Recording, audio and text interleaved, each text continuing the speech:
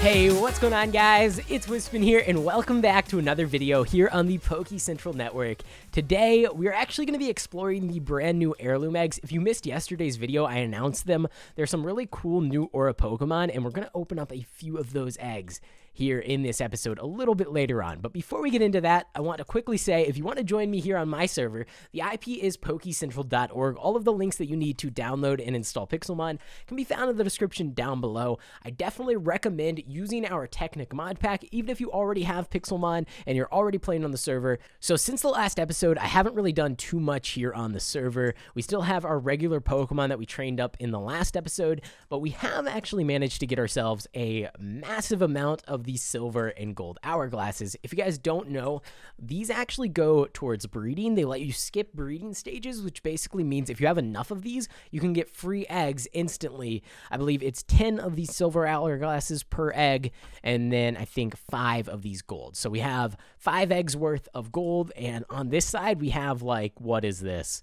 I guess that would be like 30 something, like 35 free eggs over here on this side. Not free. I actually paid, I think, 2,500 coins per hourglass on the silver side, but it does mean we can actually finally put some time into getting ourselves that Alakazam. Now, I think I'm pretty happy with my Umbreon right now, so I'm going to stop breeding Eevees probably pretty soon here, but we actually have been breeding these Abras for quite some time, and I haven't really made too much progress, so I want to do that in this episode so that we can get our very first ever Mega Pokemon, which is going to be a Mega Alakazam.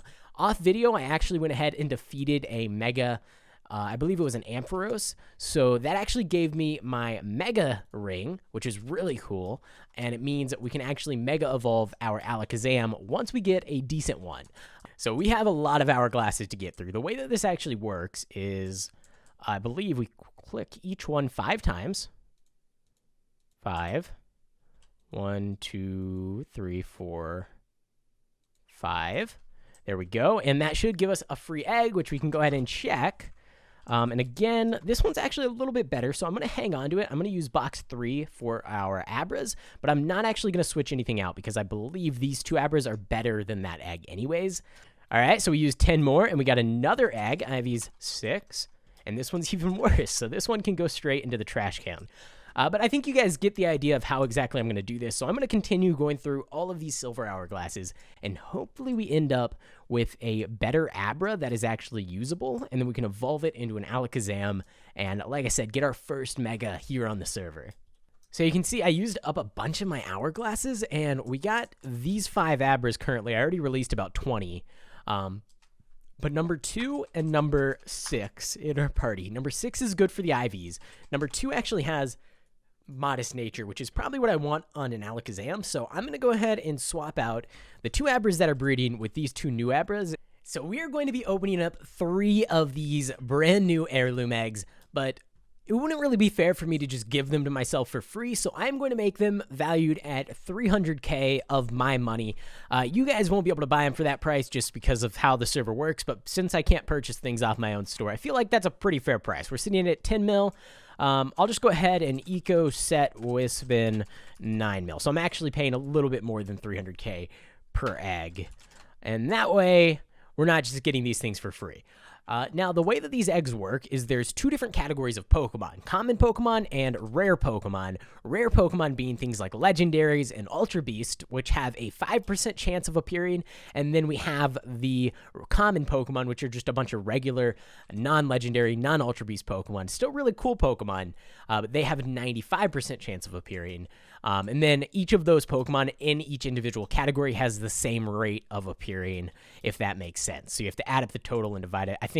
So let's go ahead, open up these eggs, see what we end up with. No matter what I get, I think I'm going to be happy. I'm really, really excited about these Heirloom eggs this time around. If you want to buy your own Heirloom eggs, support the server. It's buy.pokecentral.org. Make sure before you buy them, you keep in mind what those rates are.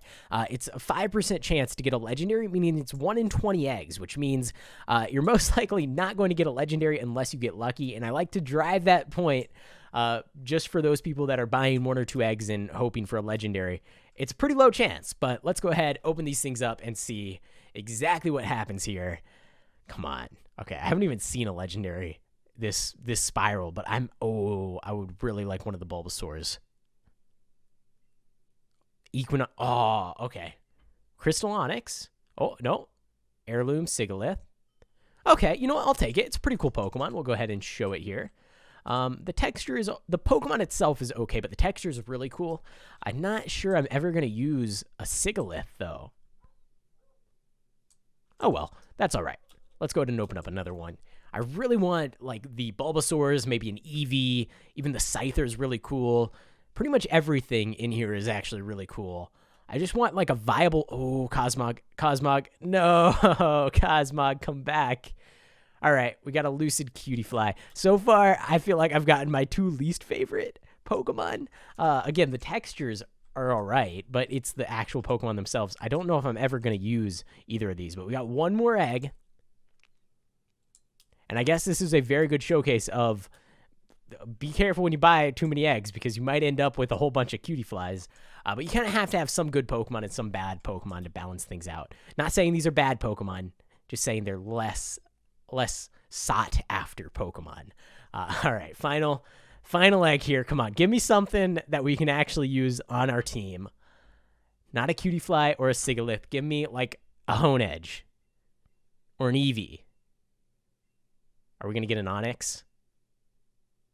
No, not another. Kartana? Did we get a card? Okay.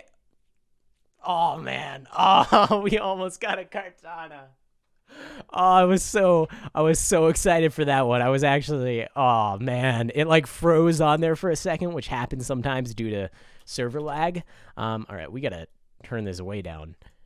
So this is why I haven't had the music up so loud, because... can get a little bit annoying. I don't know how it's going to sound in the actual recording compared to like I'll have to balance audio levels, but for me it was really loud there. All right, so we got ourselves the Solstice Eevee, which is a great Pokemon. I actually love the way that this thing looks, especially when you evolve it into Leafeon, so we might go down that route. We'll go ahead and check. It's Bashful Nature, so we can do whatever we want with it, really. And then it is actually IVs for, it is 95%. So all of these heirloom Pokemon, they actually have a minimum of 65%. So we got pretty lucky there. That's actually an insane Eevee. I wonder, could we... I haven't actually taken a look at the Solstice Umbreon, but maybe we do that? I don't know. Let me know down in the comment section below. What Solstice Eevee should I get? What evolution should I evolve this Pokemon into? While you're down there leaving those comments, make sure to go ahead and leave a like on the video. I gave myself 500 gems for last episode, and the way that it actually works is for every like the video gets, I give myself 1 gem. I think I gave myself actually like 400 or 380. I don't know the exact number. But right now we're sitting at currently 2,400 gems that we can use on our legendary Pokemon to improve their stats a little bit. Since you can't breed legendaries, that's my way around it. I can't purchase gems on my own server, so we do it with like. We got our Cutiefly, our Sigalith, and our Eevee. I don't think I'm going to use these two all that much, so I'm going to go ahead and actually sell them on the GTS for, let's do GTS sell to, I actually don't know what they're worth, but I don't need to make too much money. I'll just do I'll do 50K. I'll do 50K. That seems reasonable. It's not crazy price, but they are a custom textured Pokemon. So GTS sell Pokemon to 50,000. I believe that is the command. There was an error performing this command. Interesting. GTS sell. I know we can do it this way. I don't know what's up with that error. Sometimes it works, sometimes it doesn't. So the Cutiefly was 80%. The Heirloom Sigalith was only 69.89%. Not that great, but let's go ahead and do that. And then I believe shift right click. Wow, this is actually, that's not fun. Okay, so I understand why people don't really like this menu too much. You have to click once for every 1,000 coins, which can add up to quite a few clicks. Just getting up to like 50K. So if you imagine getting up to like 1 million or 2 million, that would take an insane amount of, okay, we're going with that because I can't be bothered to change the price anymore. And then, so does it not work at all? Yeah, it doesn't seem to work at all. Okay, we'll have to look into that. All right, so we got ourselves another one of these eggs. Let's see what these new Abras can actually do. I have these to 59%. If we do /hatch2, It is actually a female. Okay, that actually is interesting. So if we go ahead and check, it's still modest nature because of our Everstone, but I believe the other female is here. So if we do PC, I move this down. Oh, PC, and move. Oh, the female. The IV's number 3 is 52% with no perfect IV. So we're better off going ahead and actually swapping this Everstone over and then putting the new Abra back in here. So I'm going to go ahead and get myself a couple more eggs, try to pick out the best Abra, and then we're going to level it up and evolve it and put a Mega Stone on it, because that's going to be awesome to get our first Mega. All right, guys, so I actually only did 3 more eggs, and we ended up with this Abra here. So it has 31 speed, 31 special attack, 29 defense. Its attack stat is really high, which isn't great because I'd rather those be distributed into special defense and HP, but it's good enough for me. So I'm going to go ahead and use this Abra as our final Abra that we're actually going to be using on our team. Okay, so after a little bit of training at spawn, we got our Abra to evolve into a Kadabra, which is pretty cool because that means we are pretty much at Alakazam. All we have to do is type /trade sim, which is basically just a way to skip having to trade the Pokemon, and it will evolve into Alakazam, which means we can go grab our Mega Stone, trade sim 6. We can go grab our Mega Stone, and we can immediately Mega Evolve. Now, I'm going to go ahead and jump on over to the Battle Tower, and we're going to take it on, see how many floors we can climb using our Alakazam, maybe our Dragonite, and I'm not sure which other Pokemon just yet, but we'll decide on which one we want to use. If you guys don't know what the Battle Tower is, I guess you'll be finding out pretty soon here. All right, so /home. Now I just need to figure out where did I put this. All right, Alakazite. That's good. We'll take off the Lucky Egg. We'll put this on him. All right, so I'm thinking Umbreon probably not the best choice. So our Eevee is not evolved yet. Zapdos is a legendary, and Celesteela is a Ultra Beast, so we can't use either of those. But we can use our Chestnut. We can use our Alakazam, and we can use our Dragonite. And they already all have different held items, so that might be the best way to go. I think it is. All right, so let me go ahead and put these in here. And then let's warp on over to the Battle Tower, and I'll show you exactly how it works and what it's all about. So basically, there is the Tower Shop, which is where you can buy things like Mega Stones for a set amount of battle points. You can also purchase legendary-related items, so like your Arceus plates, your orbs to summon in legendaries, and all of that different stuff. You can buy clue scrolls, and you can also eventually down the line, we'll have some Pokemon in here, hopefully, that you can purchase. But right now, it is currently empty. We plan on actually adding Ultra Beast here since Ultra Space is disabled. And then we actually have the main menu here, which is where you can start your challenge. You can open the shop from this menu, and you can continue your challenge because if you don't lose a battle, you'll actually keep your challenge active. So you can come today, reach floor 5, leave, come back tomorrow. As long as you haven't lost a battle, you'll be able to kick things off from floor 5. But then we have the leaderboards, which is really cool because it displays weekly leaderboards as well as all-time leaderboards. We're currently unranked because I've never taken on the Battle Tower this time around. But weekly, you can see it resets every 7 days, and then the highest floor for that week will actually get the first place prize of 2,000 battle points, all the way up to the 10th place prize gets a bonus of 100, and then you also get battle points just for every floor you defeat. So I believe the way it actually works is 2 times your current floor is what you get. So on floor 1, you'll get 2 battle points. On floor 10, you'll get 20 battle points. And that actually accumulates over time. So you're not getting 20 battle points for the entire run if you reach floor 10.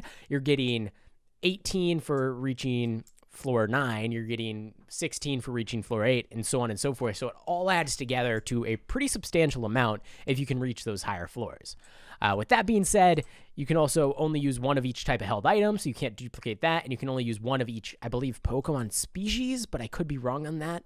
But that prevents you from doing a lot of the different cheese strategies and things like that. But it's definitely still up to you. You can try whatever strategy you want, but as you can see from the leaderboards, most people only make it to around floor 13, 11, 10, around that area. We are going to be rebalancing this so that it can be a little bit easier to get to higher floors. But for now, let's go ahead, start this challenge. So the thing with the Battle Tower is there's so many different possible Pokemon that it's really difficult to actually remember what effectiveness each move has on each Pokemon. The thing with our Dragonite is Outrage is really probably our best opportunity here because he has that choice band. He can't use multiple different moves. So if we use something like Earthquake and a flying type Pokemon comes in, we're just out of luck. So I'm going to go with Outrage pretty much the whole time. And I'm going to hope that that can just one-shot most of the things here on this first floor, which it seems to be doing a pretty good job at. Yep. Okay, cool. Oh, no, I accidentally started the next battle. Oh, no. Okay, you know what? I think we're fine. We'll just jump into it. But here's an example. Chatot, flying type Pokemon, would not be hit by Earthquake, but we can go ahead and Outrage, and hopefully that'll do enough damage to take it out. You know what? So far, our Dragonite's doing a pretty good job here. All right, the Mightyena is using Protect. I think he just used Protect twice in a row on us, and it worked. But that's all right. Okay, and then one more Pokemon, another flying type. And we managed to win the battle again. Now, you don't actually have to heal between battles, which is a great thing because at the end of every battle, your Pokemon get restored to full health. As you can see, our Dragonite is completely healed up. So let's go ahead and jump into the next fight here. Let's see how this goes. All right. I think I'm just going to stick with this strategy until it stops working.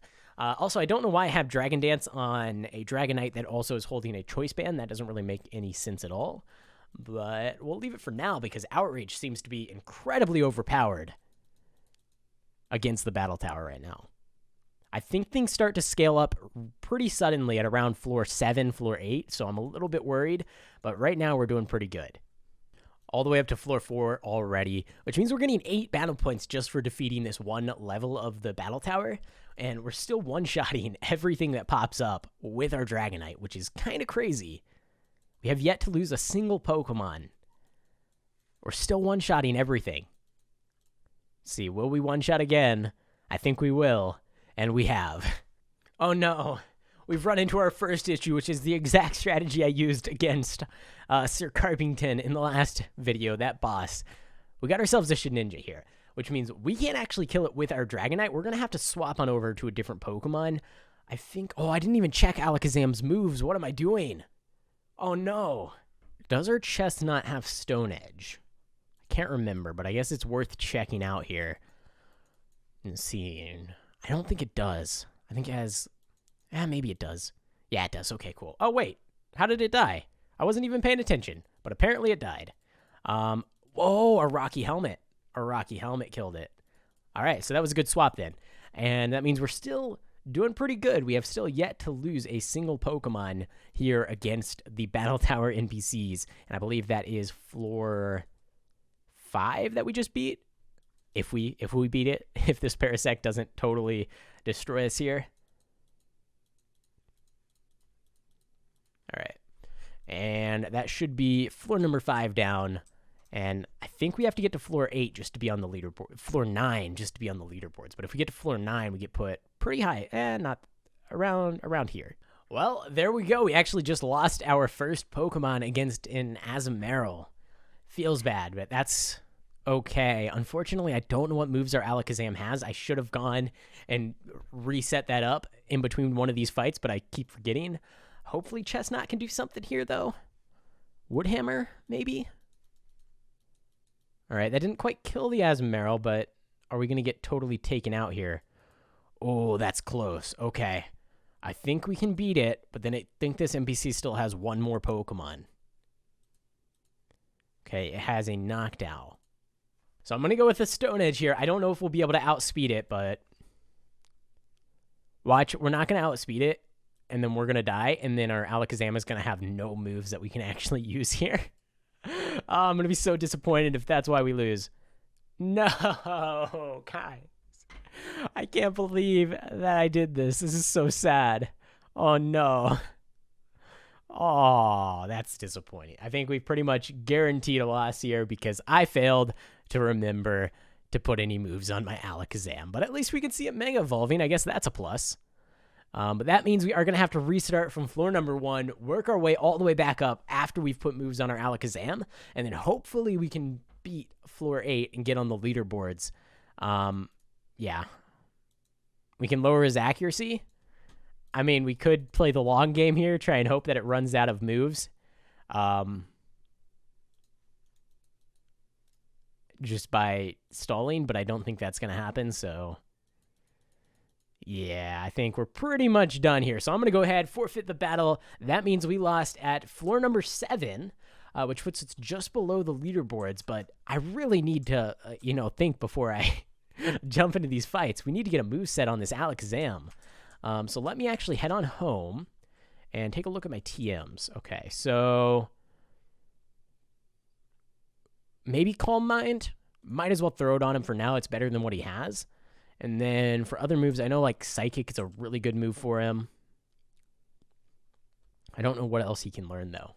All right, so I think we're going to grab Psychic if we actually have a TM for that. We do. And then let's go ahead and just toss Shadow Ball. Let's go ahead and put Shadow Ball on him. Now, this isn't really the perfect moveset, but I think it'll be decent in the battle tower just because it gives us pretty good coverage, gives us an opportunity to try and set up if we want, although I don't think I'll really be using that. And then it also gives us some, like I said, pretty good coverage, pretty good high damage dealing moves. Definitely better than his previous moveset. So that's always good. And then I'm going to go ahead and teach him Fire Punch over Dragon Dance. Probably not the best move, but gives us, like I said, a little more coverage. Same thing with the Alakazam. And then we don't really need Dragon Dance if we're running a Choice Band. So let's give this another shot. And hopefully this time around, we don't run into the issue of having a Pokemon that knows literally no moves that can do damage. All right, here we go. Attempt number 2. Let's jump into this, and hopefully we can make it a little bit higher this time, thanks to having a little bit better of a moveset. Now, I could use Fire Punch. That would be the best move to use here, but I think Outrage has a little bit better coverage overall against all of the Pokemon that these NPCs can send out, although it would still be pretty good. But if we're one-shotting him, it really doesn't matter all that much. So I'm going to stick with Outrage for the most part unless I absolutely have to use something else. It feels like it's probably the best move. Dragonite was asleep, apparently. I didn't even notice, but Dragonite's in love. Dragonite, what are you doing? Why do you love this pumpkin? Or gourd. I'm sorry, this gourd. Why do you love this gourd? Well, this is a little bit awkward. Are we ever going to not be in love, or how does this work? I've never actually been immobilized by love before in Pokemon, ever in the history of me playing Pokemon. All right, so that's interesting. Okay. Do we swap? I don't want all my Pokemon to fall in love. All right, there we go. Okay, it took a little time, but we're good. We got out of it, and we beat floor number 1. Let's go ahead and see how high we can climb.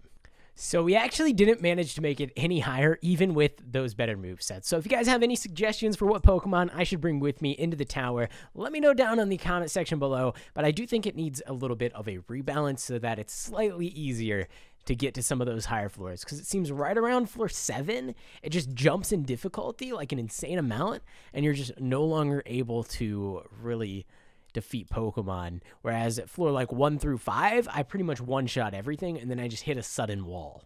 But we did get ourselves our very first Mega Pokemon in this episode, which is pretty cool. So I'm going to go ahead and call things there. If you guys did enjoy the video, make sure to go ahead and leave a like on it. Subscribe to the channel if you haven't already. It would sure help me out a lot. We are actually sitting just under 50,000 subscribers, which is an absolutely huge milestone here for the channel. I don't really have any plans, but it will be cool to hit it. So thank you to everyone that has subscribed. If you haven't, I think about 50 or 60% of the people that watch these videos actually hasn't subscribed to the channel. So go ahead and do so. Help me out. Help me reach 50,000 subscribers. It would be really awesome. But that's pretty much it. Thanks for watching. I hope you enjoyed, and I will see you in the next one.